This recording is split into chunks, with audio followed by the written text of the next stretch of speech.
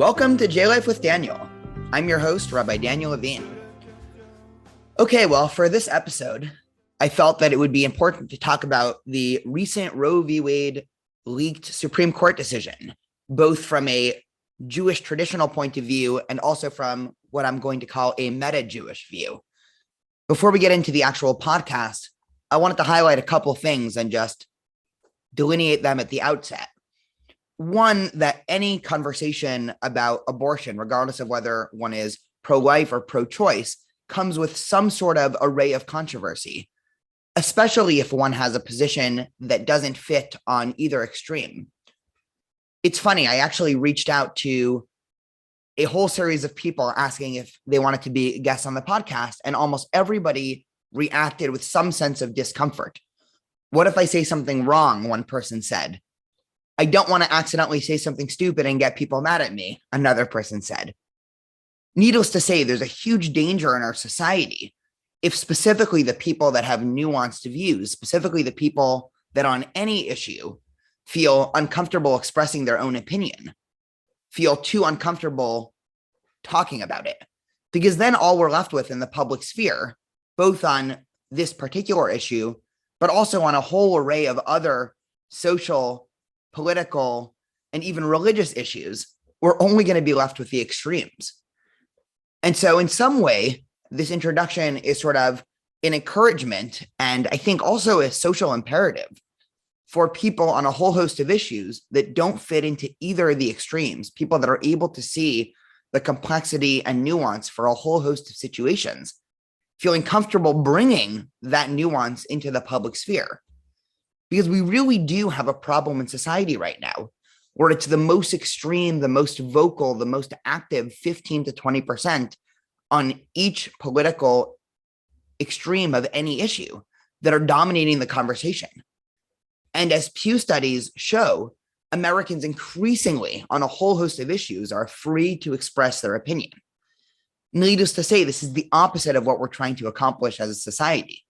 The entire goal, both, I would argue, of traditional Jewish Talmudic discussion and also the entire project of liberalism that we're trying to accomplish in both the United States and the wider Western world, is this idea that if we allow the free flowing of ideas, we allow public conversation, and most importantly, we allow disagreement, the best ideas will filter themselves to the top in some survival of the fittest of ideas. But on the other hand, if everybody's too afraid to express ideas, if we're too afraid to express opinions, if we're too afraid to disagree with people and express that disagreement in public for fear of retribution, for fear that it'll hurt us socially, for fear that it'll hurt us professionally, then all we're going to be left with is the loudest voices that are sure that they're correct on any issue. When I say sure they're correct, I obviously mean that facetiously, because oftentimes it's the 10 to 15% on either extreme that are 100% confident in their opinion. They need no convincing. The other side won't do anything for them in a discussion. But on any issue, perhaps the political issue I deal the most with is one around Israel-Palestine, Israeli politics. And there's a whole host of about 70 to 80% of people in the middle that would not say unequivocally, I am 100% on Israel's side. I am not 100% on the Palestinian side. Let's talk about the issue. And if we're too afraid to have these tough conversations, if we're too afraid to entertain ideas, even if they make us feel uncomfortable on a whole host of issues, we're really getting to a point where it's going to be detrimental, not just for our local Jewish community, but for society as a whole. One or two more pre-comments about this idea of abortion. Regardless of what our opinion on abortion is, and as you'll see in a second, my personal opinion, ironically, is that it is a personal question, a personal answer. And so I would never tell anybody what to think about this issue. But I wanted to throw out some ideas in terms of food for thought. There's a very famous and fascinating line in the Talmud that suggests that if a person wanted to become a part of the Sanhedrin, the ancient Jerusalem-based Supreme Court, they would have to find, in the words of the Talmud, 49 ways to matir a sheretz. They would have to find 49 ways to make a sheretz a type of animal that the Torah unequivocally says is not kosher, kosher. What this means is that in order to get elected to the Jewish Supreme Court in ancient Israel, a judge would have to basically be able to come up with 49 ways that pork or a cheeseburger is kosher.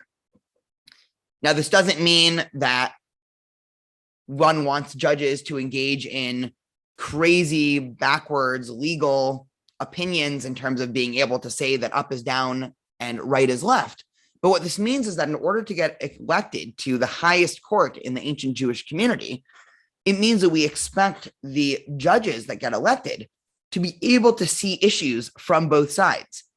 Even if you will never be able to convince a judge on the Sanhedrin that a cheeseburger is kosher, that judge has to at least understand where the pro-cheeseburger camp, so to speak, is coming from. And if that judge can't come up with 49 ways, not 49 straw men or 49 ways to diminish the other side, but 49 ways to actually figure out why is this other side correct, then they don't get to get elected to the Supreme Court. And we've lost this element of being able to understand where the other side is coming from. This is what Talmudic Jewish tradition is based around. The famous study partners of Hillel and Shammai, it said that when they asked God who was right, Hillel and Shammai were arguing about a whole host of issues. God said, Elu ve'elu divrei Elokim chaim. Both these, the words of Hillel, and both these, the words of Shammai, are correct. So then the Talmud says, okay, great. Well, if one side is correct and the other side is correct, how do we know how to rule, right? At the end of the day, you have to have Shabbat dinner. You have to know what food is kosher. You have to know what liturgy to pray. You have to know how to act as an individual in a community. The Talmud says, well, we go with Hillel. Why do we go with Hillel? Well, the Talmud says that Hillel was always careful to quote Shammai's view first, meaning that every time Hillel had an opinion, he was sure to express to the wider public that he understood where his opponent was coming from. And not just understood in order to knock it down, but he deeply engaged with the other side. Again, not as a straw man, not saying, oh, the other side are a bunch of idiots, they're a bunch of fundamentalists, they're a bunch of blah, blah, blah, but actually understand where the other side is coming from. That's why we specifically go with Hillel here. That's why a judge on the Jewish Supreme Court has to have 49 ways to matir a sheretz. The last thing that I want to say by way of introduction before we get to some more traditional Jewish source learning is that abortion is a tough philosophic issue. There's no other way to say it. And I know that even that statement is a little bit controversial, but there's no way around the fact that this is a tough and perplexing philosophic and metaphysical issue. This is not an issue that science can tell us much about. I think that the camp, this is usually the pro-life camp that says this, but the idea that science does not say anything about the ethics of a fetus, about the ethics of abortion. Science can tell us facts. Science can tell us the is. But as David Hume, the moral philosopher, taught generations ago, you can never derive an ought from an is. I can know every single fact about a fetus. I can know exactly when the heartbeat starts. I can know exactly when that fetus would be viable outside the womb. I can know anything in terms of the factual, the scientific world, and I can never derive an ought from there. Right? So any attempt to reduce this discussion to science says, something that you see increasingly on the right, I think is arguing, trying to think how to phrase this. I don't think that it is a great argument. I also think that it's a little bit of a tricky argument because I don't actually think that the people arguing that the science says actually cares much about science. I think it's much more a religious issue and they're using science as a facade to express their opinion. Now, given that I believe that abortion is an extremely tough philosophic decision, that actually directly leads me to personally, we'll get into Judaism in a second, be pro-choice. Now, this is not a paradox, meaning given that I believe this is such a tough moral and philosophic issue, I want every single person to be able to make that choice with input, obviously, from whoever that individual who's seeking an abortion feels that they want input from. If they want input from a family member, if they want input from a community, if they want input from a rabbi, I am more than happy to help walk them through and talk them through the situations and the moral complexities. But given that it is so morally and philosophically complex, the only reasonable option, in my opinion, is to be pro-choice, because any other option is forcing down a top-down opinion on the rest of society. Meaning, I don't want a top-down system, certainly not the government, to be butting in on any issue that I believe to be morally complex. I want the government to protect issues that I don't think are morally complex. I don't think that there's anyone in America that would say that murder for no reason is morally complex. Therefore, I want the government to say, okay, we are not allowed to murder. I'm very happy the government does not allow that and publicly polices that issue. In terms of issues that are more complex, I want the government out of it. And one of the ironies here, just sort of going on a tangent for a second, is you oftentimes see the inconsistency in political parties here, because groups in America that tend to be more libertarian on some issues completely flip to then want big government on other issues. So it's simply difficult for me to understand how the political parties almost flip. They both flip about 180 here, where the political side that's usually in favor of big government is now saying, get the government out. And on the flip side, the side that's usually in favor of small government now wants the government in, right? This is obviously even more complicated in the wake of the entirety of the government vis-a-vis vaccines and whether or not there should be a vaccine mandate, where again, you have major swaths of the country that said, why should the government be able to force me to have a vaccine? And now they basically want the government to force or to disallow protection for somebody getting abortion, right? Obviously, if we had all day and this was more of a political podcast, we can tease out. I do know that there is a difference between forcing something into somebody in terms of a vaccine and a fetus, which note with the government is hopefully not forcing into anybody. But again, there is something to be pointed out here for the way in which this specific issue forces a lot of inconsistencies, I think, in terms of meta categories of the way that a lot of people think about the country. Taking about 3 steps back now, I wanted to talk about some of the Jewish sources here. Again, not necessarily as indicative of my view or indicative of what I believe the correct view should be, certainly not the view that I think any government should adopt. But I wanted you to see the range of Jewish views, because as we'll see in a second, just like on a whole host of issues, the Jewish view on abortion is nuanced and complex. We do not think as a Jewish tradition that this is a simple issue. And we think that anybody engaged in traditional and deep Jewish learning will see the array of sources, and they'll see that this is an issue that our rabbis thousands of years ago in the Mishnah, in the Talmud, also struggled with. So the first and perhaps the most famous source in the actual Torah in terms of abortion is this case study that happens in the middle of Exodus during a whole series of damages, right? The Torah, we've just received the Torah, right? This is sort of in the narrative of the Torah, right? We're at Mount Sinai, right? We've already received the 10 Commandments. The golden calf is already behind us. And all of a sudden, the Torah begins to delineate a whole host of rules and laws of interpersonal relationships. One of the things that the Torah says is if you strike a person and they die, you shall surely die, right? So the Torah establishes that there is the death penalty for murder, right? We can unpack that on a future podcast, but from biblical legal system, right? If I go out and I kill somebody, I am liable for the death penalty. Then the Torah goes on to say, well, what happens if 2 men are fighting, or I guess 2 people are fighting, right? One could imagine this scenario. And one of them goes in for the punch and accidentally misses the person they were trying to punch and accidentally hits a pregnant woman. And in the striking the pregnant woman, he kills the fetus, right? The woman is fine at the end of the day, but he kills the fetus. What happens there?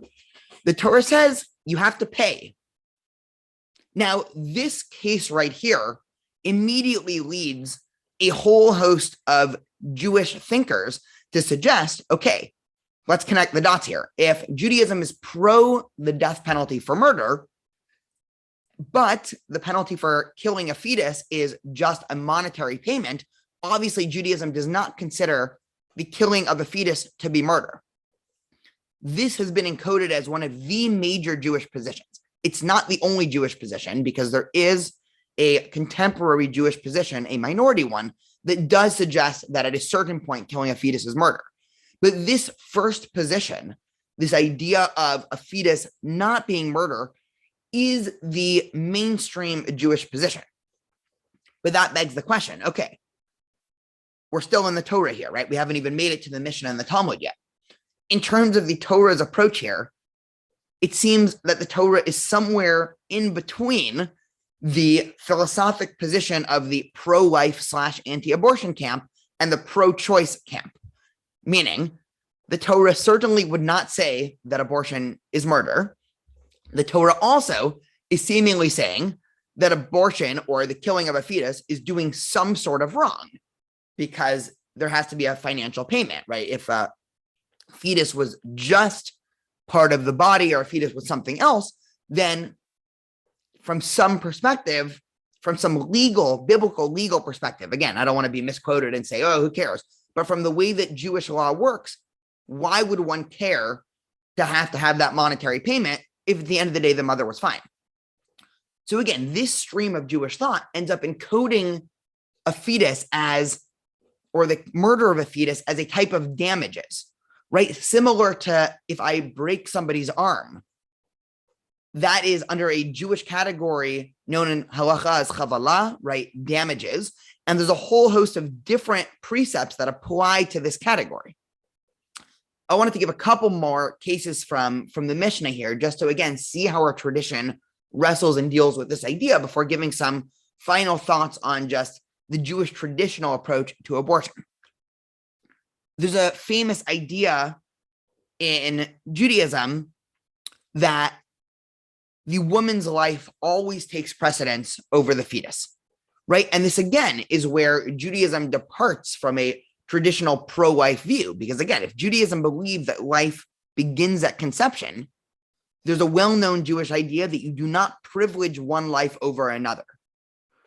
But Judaism teaches, the Talmud teaches, that you do privilege the mother's life over the fetus, right? For people who want the source, there's a Mishnah in Tractate Ohalot 7:6, which says, if a woman is having trouble giving birth, right? So now you imagine, right, 9 months, and a woman is on the birthing stool having trouble giving birth. What do? They cut up the fetus inside her and take it out limb after limb. In other words, they have a late-term abortion because her life comes before its life. But the Mishnah says, if most of the head of the baby has come out, then they can't touch the baby because we don't push off one life for another. This is an astounding position, because what this is inherently saying is that until the majority of the head of the baby is out, a fetus is never considered a full-fledged human being, even to 30 seconds before birth. This is a position that, taking a step back, and of course, this is not the only Jewish position, but if you take this Mishnah at face value, this is a more liberal position on abortion than perhaps any state would ever adopt. Meaning, until the moment that the majority of the head is out, right? That means if less than half the head is out, right, you can have an abortion in order to save the mother.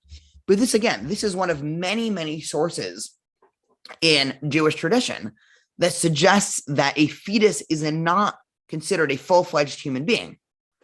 Now, this doesn't say that a fetus is worthless, right? Because this isn't saying for any reason you can have an abortion 9 months into it as the baby's being born. But again, in terms of thinking about this, in terms of categories, right? In America, the dominant pro-life camp is motivated by a very simplistic metaphysical idea. In other words, life begins at conception, right?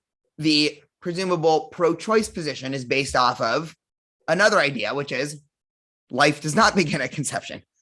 Judaism clearly seems to side with the idea that life does not begin at conception, with the caveat that, that life does not begin at conception, with the caveat that post-conception, something of value happens. Now, in terms of that, the Talmud has another statement that says in the first 40 days post-conception, a fetus is like maya be'alma, is the Aramaic phrase that the Talmud uses. It's like water. Now, again, this leads a whole host of Jewish thinkers to say, okay, that means before 40 days, a fetus is completely valueless, right? Perhaps after 40 days, we can start to entertain ideas of, okay, a fetus is somewhere in between the chair that I'm sitting on and a full-fledged human being. But before 40 days, it would seem from the simplistic understanding of the Talmud that that fetus is really just considered like water. And there's a whole host of halachic and legal ramifications in terms of halachic literature. You know, for those who are interested, there's a whole discussion on what happens if there's a miscarriage and, you know, the laws there of impurity and burial and all of those things. Pre 40 days, if something happens, it is like there was never a fetus there. So again, just sort of food for thought of complicating these categories. Because oftentimes, and you know, I'm taking a little tangent away from the Jewish traditional material here, like any good piece of Talmud does, you know, going on a whole wild array of tangents. In America, we've gotten so convinced to thinking of the abortion issue as a religion versus non-religious issue, right? Everybody knows the pro-life camp is motivated by deep-rooted, mostly evangelical religious suppositions. And everybody knows that the pro-choice or pro-abortion, however we want to call it, camp is motivated by ideas of liberalism, of personal autonomy and personal freedom. Just like most things in life and society, the Jewish position is very helpful at eradicating binaries in the world, because Judaism is a deeply, at least religious Judaism is a deeply religious and legal tradition, right? We have more legal religious texts than perhaps any other religion in the history of the world. And this issue is not a binary in terms of Jewish literature. Jewish literature understands that this is a very complicated topic. And so again, Jewish tradition does not attempt to sugarcoat this issue, but we also understand that this is not something that could easily be solved with a legislative pen, right? This is a real issue that affects real lives. And actually, jumping a little bit ahead, and then I'll go back to the Talmud for one more second, in terms of contemporary in the halachic community, so mostly in the wider Orthodox world, anytime a case arises where somebody is seeking out an abortion, the rabbis, the poskim, the halachic legalists are always deciding it on a case-by-case basis. And there's always a conversation to be had. So unlike in the more fundamentalist Christian community, where one could envision religious clergy and religious leaders basically protesting on the side saying, we are anti-abortion, even the fundamentalist Jewish minds in the Orthodox and ultra-Orthodox community, when confronted with a question on abortion, they will sit down with the mother and they will have a long and honest conversation, taking into account a whole variety of factors. Given that, and I'll say this and then I'll go back to the Talmud for one last minute, given that the dominant Jewish position is that abortion is not murder, but is a type of damages, that leads contemporary postgame. And when I say contemporary, really, I mean the last 200 to 300 years, because in the wide bird's eye span of Jewish history, the last 200 years is contemporary. There have been postgame, there have been Jewish legal scholars that allow damage in a whole host of opportunities. Again, think about this from a pure moral categorical construct. There are a lot more cases where it's acceptable morally for me to break somebody's arm than it is for me to murder somebody. And this is exactly how modern Jewish legalists in the Orthodox world or in the halachic traditional world approach abortion. Meaning all things equal, right? If somebody comes and says, I'm looking to get an abortion. And the Orthodox rabbi says, well, why do you need one? And the woman says, well, no good reason. I just, wanted to stop by the clinic today, right? This is a cartoonish scenario, I know, but the rabbi would say, well, no, all things equal, we give value to a fetus. You can't do this. But the second that there's some other issue, as there almost always is, the second that this is a result of some sort of trauma, right? Of course, in cases of rape and incest, but even other cases of trauma of, say, a child born or conceived out of wedlock, right? If there's some sort of emotional trauma, let's say this is going to be deeply emotional or psychologically traumatizing. Let's say there's economic trauma. All of a sudden, the door is now open to a conversation.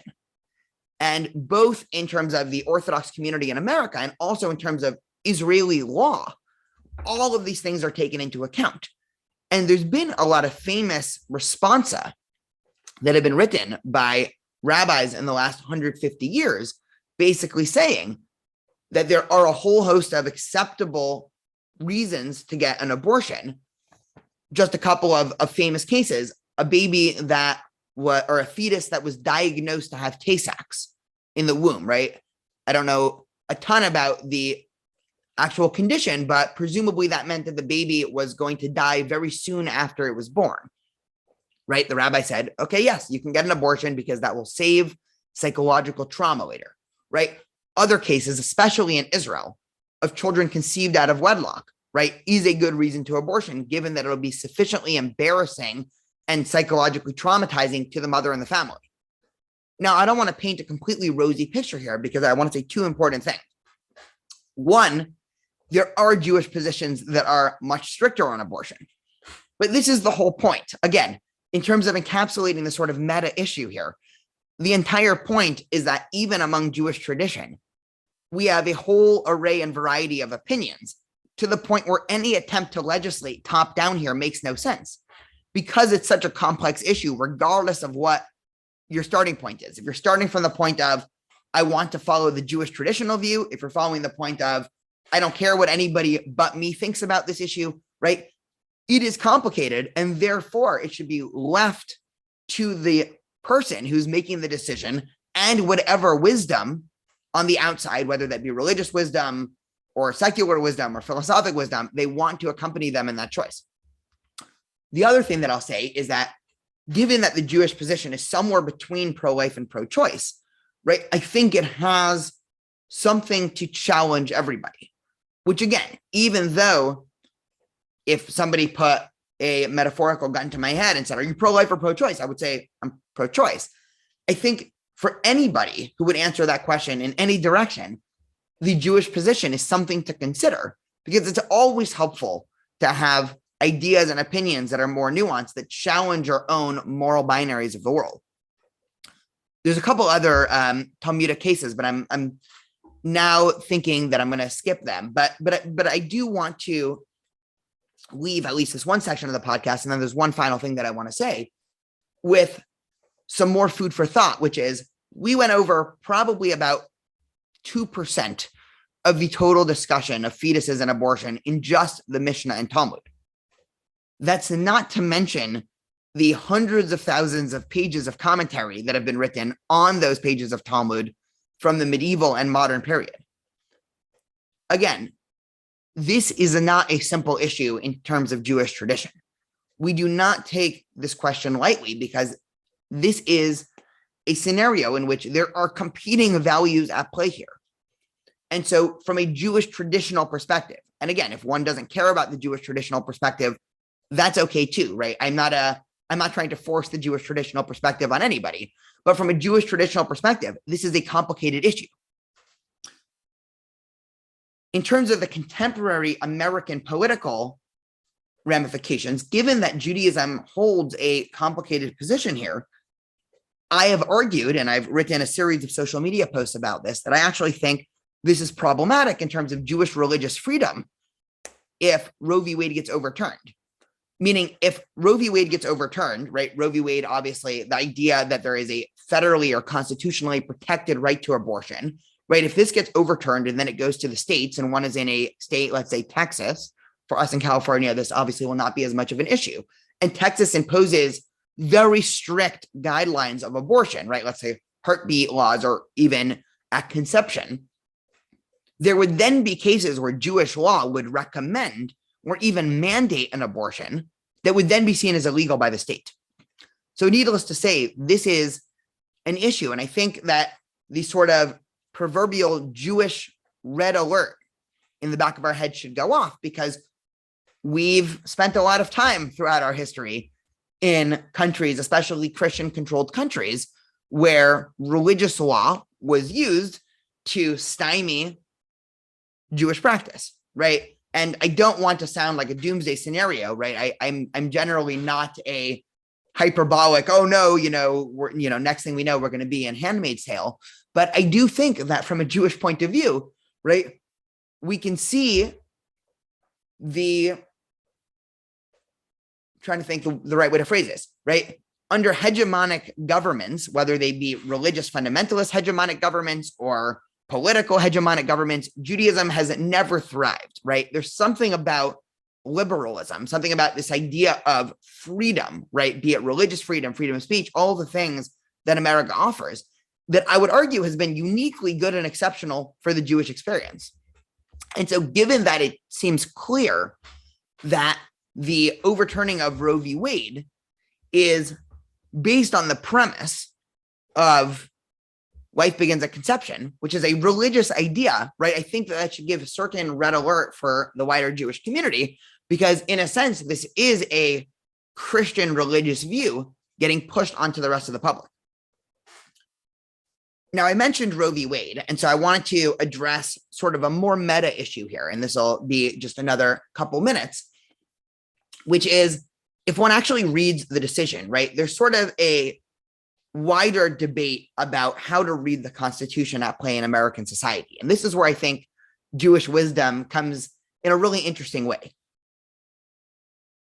The two camps, roughly speaking, are originalists or textualists, those that always are trying to get back to the sort of original and simplistic meaning of the Constitution, and what we can call the interpretationists, right? Those who want to interpret the Constitution in increasingly liberal ways.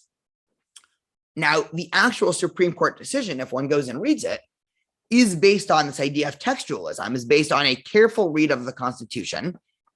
And when you carefully read the Constitution, well, what do you know? It doesn't seem that there's ever an explicit right to an abortion. Therefore, you overturn Roe v. Wade, right? That in a nutshell is most of the recent leaked Supreme Court decision.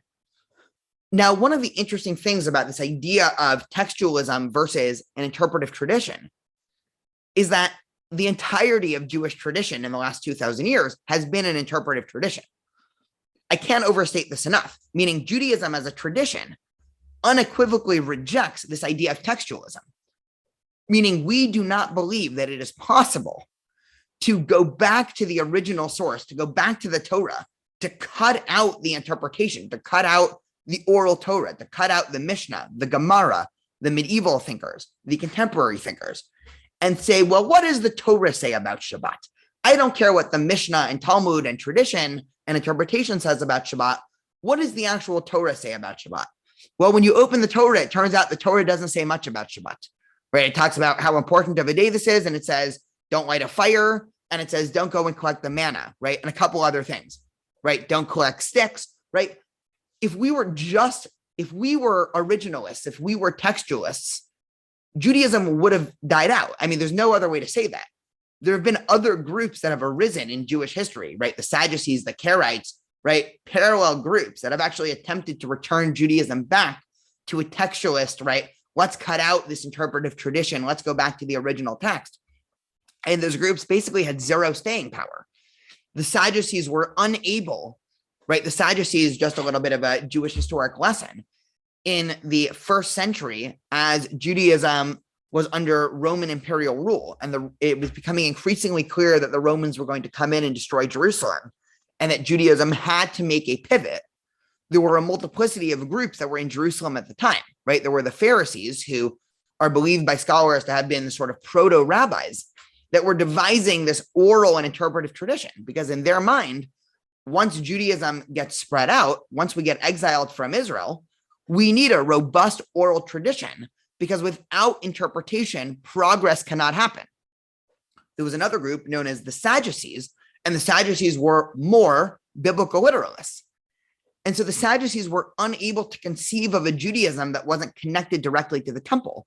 Because if one reads through the Torah, about 40% of the Torah is talking about laws of the temple, sacrificial laws, purity laws, all of those things, the building of the tabernacle. And so if we didn't have the interpretive tradition, if the rabbis weren't able to say, well, listen, what the Torah literally says is every morning you're supposed to bring a lamb into the temple in Jerusalem, but we're going to interpret that to mean prayer, right? That's what the rabbi said. We would have no such thing as prayer. We would have no such thing as synagogue, right? So the entirety of Judaism is based around this idea of interpretation. And so in terms of the way that this affects the wider political debate, I don't expect this to actually convince anybody, because if you're a textualist in terms of the Constitution, you're a textualist. But in terms of the Jewish traditional view, right, if we take a bird's eye view of Jewish tradition, it is clear that Jewish tradition rejects the idea that one can go back to the original meaning, the original interpretation of a text. And instead, Judaism demands interpretation. And perhaps one of the most famous stories in the Talmud, and this will be the last thing I say, the rabbis are debating about the purity of an oven. It's called Tanor Aknai, the oven of Aknai. And the rabbis are debating, and all of the rabbis, except for Rabbi Eliezer, say, we believe that this rabbi is kosher, right? It's a purity and impurity case, but let's go with kosher here, right? The rabbis say, we believe this oven is kosher. And Rabbi Eliezer says, no, this oven is actually not kosher, right? So they get into a good old Talmudic debate. And Rabbi Eliezer is giving them reason after reason, right? Logical reason.